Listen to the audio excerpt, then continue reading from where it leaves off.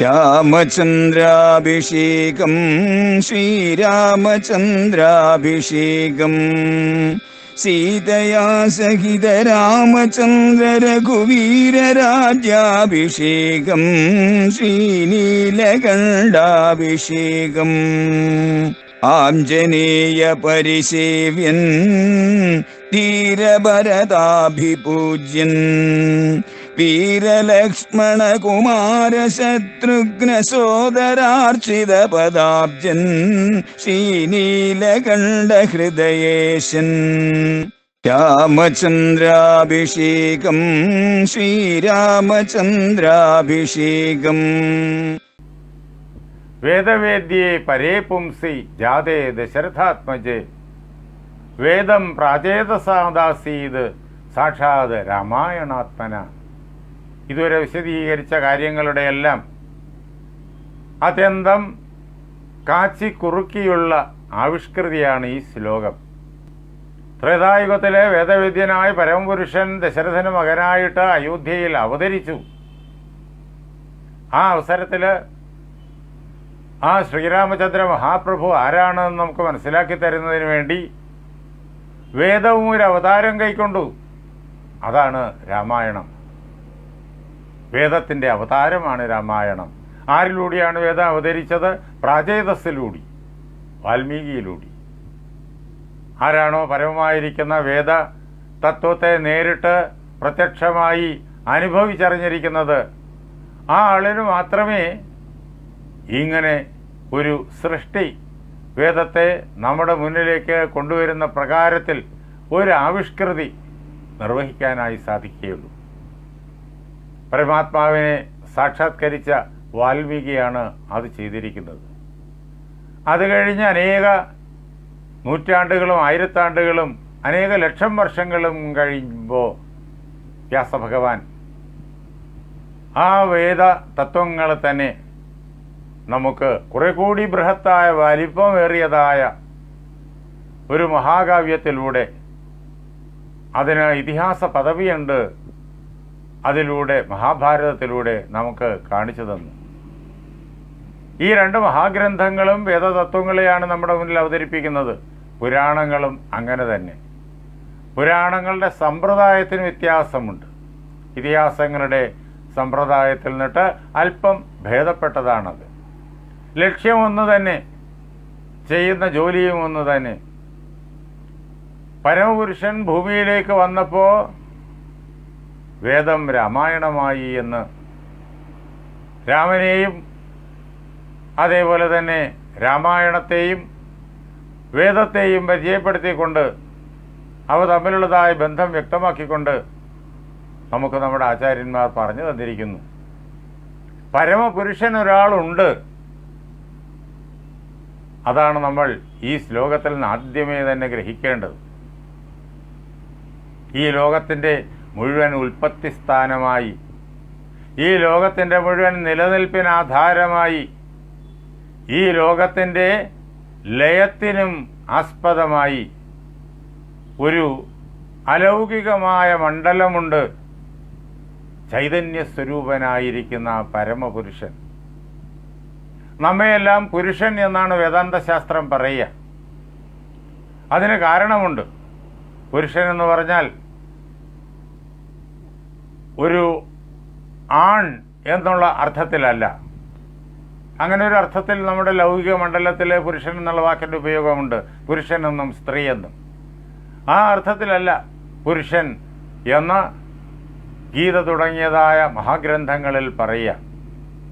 വേദങ്ങളിലും അങ്ങനെ തന്നെ ഒരു സവിശേഷമായ അർത്ഥത്തിൽ എല്ലാവരുടെയും ഉള്ളിൽ, ശരീരമനോബുദ്ധികൾക്കുള്ളിൽ ഇതിനെ മുഴുവൻ, ഈ ശരീരമനോബുദ്ധികളെ മുഴുവൻ നിർമ്മിച്ച, ഈ രീതിയിൽ ചൈതന്യവത്താക്കി പ്രവർത്തിപ്പിക്കുന്ന ഒരു ചൈതന്യ സ്രോതസ്സുണ്ട്. അതിൻ്റെ പേരാണ് ജീവാത്മാവ് എന്ന്. ആ ജീവാത്മാവ് ഈ ശരീരത്തിൻ്റെ ഉള്ളിൻ്റെ ഉള്ളിലിരിക്കുന്നു. അതുകൊണ്ടാണ് ഈ ശരീരം ഉള്ളത്. അതില്ലെങ്കിൽ ഈ ശരീരം ഇല്ല. ഈ ശരീരത്തെ നിർമ്മിക്കുന്നതും ജീവാത്മാവാണ്. ഈ ശരീരത്തെ നിലനിർത്തുന്നതും ജീവാത്മാവാണ്. ഈ ശരീരത്തെ ലയിപ്പിക്കുന്നതും ജീവാത്മാവാണ്. ചെറിയൊരു തെളിവിലൂടെ അത് വ്യക്തമാക്കാം. എത്ര കാലം ശരീരം ജീവനോടുകൂടിയിരിക്കും? ഈ ജീവൻ അഥവാ ജീവാത്മാവ് നമ്മുടെ ഉള്ളിൽ ഉള്ളിടത്തോളം കാലം മാത്രമേ ഈ ശരീരം നിലനിൽക്കൂ. എപ്പോഴാണോ ജീവൻ ശരീരത്തെ വെടിയുന്നത്, പിന്നെ ഈ ശരീരം നിലനിൽക്കുമോ? ഇല്ല. കാർബൺ, ഹൈഡ്രജൻ, ഓക്സിജൻ തുടങ്ങിയതായ പദാർത്ഥങ്ങളെ കൊണ്ട് നിർമ്മിതമാണ് ഈ ശരീരം. അത് ഇങ്ങനെ ഈ പ്രകാരത്തിൽ നിർമ്മിതമായി സചേതനമായി പ്രവർത്തിക്കുന്നത് ജീവസാന്നിധ്യത്താൽ. അതിനെ നിർമ്മിച്ചത് ജീവനാണ് എന്നതിൻ്റെ തെളിവ് എപ്പോഴാണോ അത് ഇതിനെ വിടുന്നത്, അപ്പോൾ ഈ ശരീരം കാർബണും ഹൈഡ്രജനും ഓക്സിജനുമായിട്ട് ഏതാനും മണിക്കൂറുകൾക്കുള്ളിൽ പിരിഞ്ഞു പോകും. ശരീരത്തെ നിലനിർത്താൻ പിന്നെ ഈ ലോകത്ത് ആർക്കും സാധ്യമല്ല, ഒരു മരുന്നിനും സാധ്യമല്ല. ആ അവസരത്തിൽ ജീവൻ ശരീരത്തിൽ നിന്ന് വിട്ടുകഴിഞ്ഞാൽ ഇഞ്ചക്ഷൻ കൊടുത്താൽ പോലും മരുന്ന് ശരീരത്തിനുള്ളിലേക്ക് കയറില്ല. പിന്നെ മൂക്കിലൂടെ ശ്വാസം അങ്ങോട്ടും ഇങ്ങോട്ടും പോവില്ല. ഒരു കോശ ഗ്രന്ഥിയും പ്രവർത്തിക്കില്ല. എല്ലാം നിശ്ചലമാകും. അപ്പോൾ ഇതിനെല്ലാം പ്രവർത്തിപ്പിക്കുന്നതാര്? അത് ജീവനാണ്. ജീവൻ ഉള്ളപ്പോഴാണല്ലോ ഇതിന് പ്രവൃത്തി ഉണ്ടായിരുന്നത്, ഇത് ചൈതന്യപൂർണമായിരുന്നത്. ഇത് എപ്പോഴാണ് വേർപിരിയുന്നത്? ജീവൻ വിടുമ്പോൾ ഇത് ഓരോന്നും വേർപിരിഞ്ഞു പോകുന്നു. ജീവൻ ശരീരത്തെ വിട്ടു പോകുമ്പോൾ എന്തിനാ കാർബണും ഹൈഡ്രജനും ഓക്സിജനും ഒക്കെ പിരിഞ്ഞു പോകുന്നത്? അതിന് ഇതേ പ്രകാരത്തിൽ ശരീരമായി ഇരുന്നപ്പോരായിരുന്നോ? പറ്റൂല. ഇതുവരെ പറ്റിയിട്ടില്ല, ഇനിയോട്ട് പറ്റുകയുമില്ല. എത്രയോ കോടി വർഷങ്ങളായി ഈ ലോകം ഉണ്ടായിട്ട് എത്രയോ അനന്തകോടി ജീവികളാണ് ഇവിടെ ജീവിച്ചിരുന്നത്. ഏതെങ്കിലും ജീവിയുടെ ശരീരം പ്രാണൻ പോയതിനു ശേഷം അനങ്ങാതെ ഈ ഭൂമിയിൽ നിൽക്കുന്നുണ്ടോ? ഇല്ല. അപ്പോൾ ഇതിനെ മുഴുവൻ ഈ പ്രകാരത്തിൽ കോർത്തിണക്കി നിർത്തിയിരിക്കുന്നത് ജീവാത്മാവാണ് എന്ന് വ്യക്തം. ഈ ശരീരത്തെ ഉണ്ടാക്കിയത് ജീവാത്മാവാണ്, അതിനെ നിലനിർത്തുന്നത് ജീവാത്മാവാണ്, അതിനെ പ്രവർത്തിപ്പിക്കുന്നത് ജീവാത്മാവാണ്, അതിനെ ലയിപ്പിക്കുന്നതും, ലയിപ്പിക്കാൻ ജീവാത്മാവങ്ങ് മാറിയാൽ മതി വിട്ട്, അതും ജീവാത്മാവ് തന്നെ. അങ്ങനെ നമ്മുടെ ഉള്ളിൻ്റെ ഉള്ളിലിരിക്കുന്ന ആ ജീവാത്മാവിനെ, നമ്മുടെ എല്ലാമായ ജീവാത്മാവിനെ പുരുഷൻ എന്ന് വേദാന്തശാസ്ത്രം പറയും. അതിന് ശരീരവുമായിട്ട്, ശരീരത്തിലെ പുരുഷനെന്നോ സ്ത്രീയെന്നോ ഉള്ള അർത്ഥവുമായിട്ടൊരു ബന്ധവുമില്ല.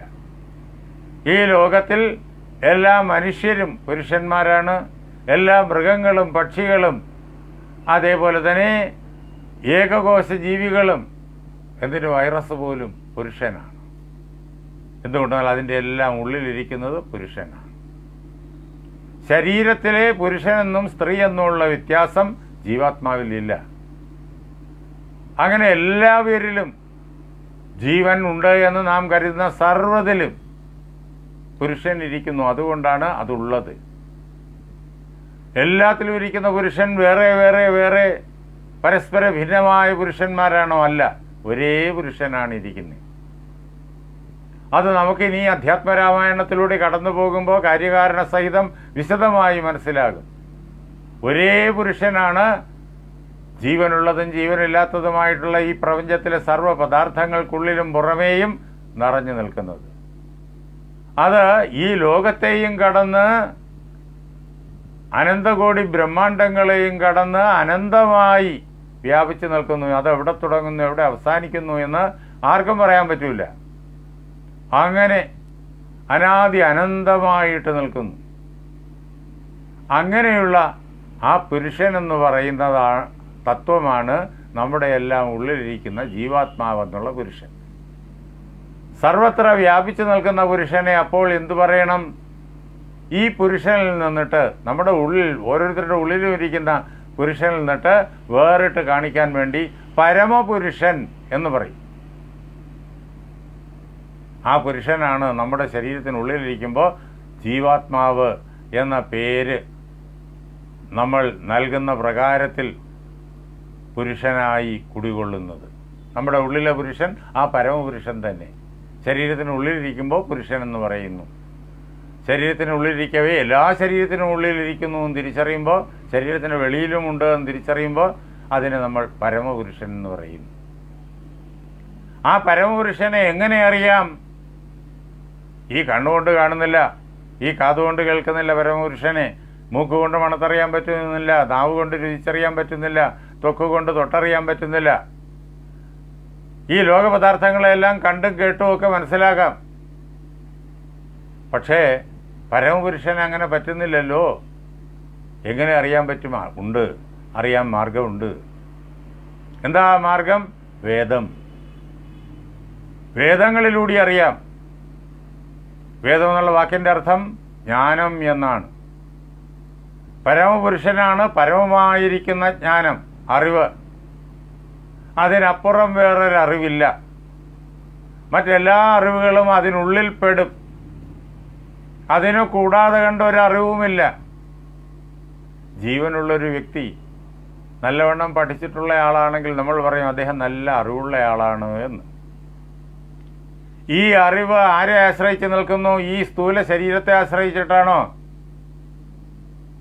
ഈ ശരീരത്തിന് അറിവില്ല. ശരീരം ഞാനുണ്ടെന്ന് പോലും അറിയുന്നില്ല എന്ന് ഇനി നമുക്ക് വ്യക്തമായി തീരും. ഞാനുണ്ട്, ഞാനെന്നുള്ള ഈ ശരീരമുണ്ട് എന്ന് ഈ ശരീരത്തിന് അറിഞ്ഞുകൂടാ. വ്യക്തിയുടെ ഉള്ളിലിരിക്കുന്ന ജീവാത്മാവാണ് അറിവുള്ള ആ മനുഷ്യൻ. നല്ലവണ്ണം പഠിച്ച് മിടുക്കനായി ലോകത്തിന് നല്ല കാര്യങ്ങൾ ചെയ്യുന്ന ആ മനുഷ്യൻ, നമ്മൾ അറിവുള്ളയാൾ, ജ്ഞാനി എന്നൊക്കെ പറയുന്നത് ആ ജീവാത്മാവിൻ്റെ ജ്ഞാനത്തെയാണ്. ജീവാത്മാവാണ് ജ്ഞാനസ്വരൂപൻ. ഈ ശരീരം ജഡമാണ്, അതിന് യാതൊരു ജ്ഞാനവും ഇല്ല. അങ്ങനെ അറിവ് മുഴുവൻ, മിടുക്കനായ ജ്ഞാനിയുടെ അറിവ് മുഴുവൻ ആ ജ്ഞാനിയായിരിക്കുന്ന ജീവാത്മാവിൽ കുടികൊള്ളുന്നു, ആ പുരുഷനിൽ കുടികൊള്ളുന്നു. പ്രപഞ്ചത്തിലെ സർവജ്ഞാനികളുടെയും അറിവ് എവിടെ കുടികൊള്ളുന്നു? സർവജ്ഞാനികളുടെ ഉള്ളിലും സർവ പദാർത്ഥങ്ങൾക്കുള്ളിലും ജീവനില്ലാത്ത പദാർത്ഥങ്ങൾക്കുള്ളിലും നിറഞ്ഞു നിൽക്കുന്ന സർവവ്യാപിയായ പരമപുരുഷനിൽ കുടികൊള്ളുന്നു. പരമപുരുഷനിലാണ് സർവജ്ഞാനങ്ങളും. വേദം എന്നുള്ള വാക്കിൻ്റെ അർത്ഥം ജ്ഞാനമെന്നാണ്. ആ വേദം അഥവാ പൂർണ്ണജ്ഞാനം അത് കുടികൊള്ളുന്നത് പരമപുരുഷനിലാണ്. ആ ജ്ഞാനം നമുക്ക് ഈശ്വരാനുഗ്രഹത്താൽ നമ്മുടെ ഋഷിമാരിലൂടെ നമുക്ക് ലഭിച്ചു. ഋഷിമാർക്ക് ഭഗവാൻ അത് കാണിച്ചു കൊടുത്തു. അവർ കണ്ടവരാണ് ആ ജ്ഞാനത്തെ. അങ്ങനെ അവരിൽ നിന്നിട്ട് ശിഷ്യപരമ്പരയിലൂടെ ഇപ്പോഴും നമുക്ക് വേദം ലഭിക്കുന്നു. ആ വേദം മുഴുവൻ ഉൾക്കൊള്ളുന്ന പ്രപഞ്ചത്തിൻ്റെ പരമജ്ഞാനമാണ്. ആ ജ്ഞാനം കൊണ്ട് നമുക്ക് പരമാത്മാവിനെ അറിയാം. പരമാത്മാവിൽ നിന്നിട്ടാണ്, പരമപുരുഷനിൽ നിന്നിട്ടാണ് ഈ ജ്ഞാനം ഉണ്ടായിരിക്കുന്നത്, അനന്തമായ ജ്ഞാനം ഉണ്ടായിരിക്കുന്നത്. അതിനാണ് നമ്മൾ വേദം എന്ന് പറയുക. ഋക്ക്, യജുസ്, സാമം, അഥർവം എന്ന് നാലായിട്ട് നമ്മളതിനെ പകുത്ത് പഠിക്കാറുണ്ട്. ആ വേദങ്ങളെ നാം ഭംഗിയായിട്ട് പിന്തുടർന്നാൽ, അനുസന്ധാനം ചെയ്താൽ, പഠിച്ചാൽ നമുക്ക് ആ പരമപുരുഷനെ അറിയാൻ പറ്റും. അതാണ് വേദവേദ്യേ പരേ പുംസി. പരമപുരുഷൻ വേദവേദ്യനാണ്, വേദത്താൽ അറിയപ്പെടുന്നവനാണ്. അങ്ങനെ വേദങ്ങളിലൂടെ നമുക്ക് അറിയാൻ കഴിയുന്ന ആ പരമപുരുഷൻ ജാതേ ദശരഥാത്മജേ, ദശരഥന് പുത്രനായിട്ട് ത്രേതായുഗത്തിൽ അയോധ്യയിൽ ജനിച്ചു. അങ്ങനെ ദശരഥൻ മഹാരാജാവ്, മനുഷ്യൻ, നമുക്കെല്ലാവർക്കും അറിയാം. അദ്ദേഹത്തിന് പുത്രനായിട്ട് പരമപുരുഷൻ ജനിച്ചു. അപ്പോൾ സ്വാഭാവികമായിട്ടും നമ്മൾ എന്താ കരുതുക? അദ്ദേഹവും ഒരു മനുഷ്യനാണ് എന്നാണ്. ഈ രാമൻ ഒരു മനുഷ്യനാണ് എന്ന് കരുതും. കാരണം മനുഷ്യൻ്റെ രൂപം, മനുഷ്യൻ്റെ ഭാവം, മനുഷ്യൻ്റെ രീതിയിലുള്ളതായ പെരുമാറ്റങ്ങൾ, മനുഷ്യൻ്റെ രീതിയിലുള്ളതായ സംഭാഷണം, ആചരണങ്ങൾ ഒക്കെ രാമനിൽ കാണുന്നു. അപ്പോൾ നമ്മെപ്പോലെ ഒരു മനുഷ്യൻ മാത്രമാണ് രാമൻ എന്ന് കരുതും. അദ്ദേഹം ഒരർത്ഥത്തിൽ നമ്മെപ്പോലൊരു മനുഷ്യൻ തന്നെ. എന്നാൽ ഈ മനുഷ്യരൂപവും ഭാവവും കാര്യങ്ങളും ഒക്കെ ഉണ്ടെങ്കിലും അദ്ദേഹം ഇതിന് അതീതൻ കൂടിയാണ്. പരമപുരുഷനാണ് അദ്ദേഹം. വേദങ്ങൾ കൊണ്ട് നമുക്കറിയാൻ കഴിയുന്ന പരമപുരുഷനാണ് ദശരഥന് പുത്രനായിട്ട് ത്രേതായുഗത്തിൽ അയോധ്യയിൽ ജനിച്ചിരിക്കുന്ന രാമൻ. അതുകൊണ്ടാണ് അദ്ദേഹത്തിന് രാമൻ എന്ന് പേര് കൊടുത്തതും. അതുകൊണ്ടാണ് അദ്ദേഹം ജനിച്ച ആ നാടിന് അയോധ്യ എന്ന് പേര് കൊടുത്തതും. അതെല്ലാം ഇനി നമ്മുടെ മുന്നിലേക്ക് നേരിട്ട് വരും.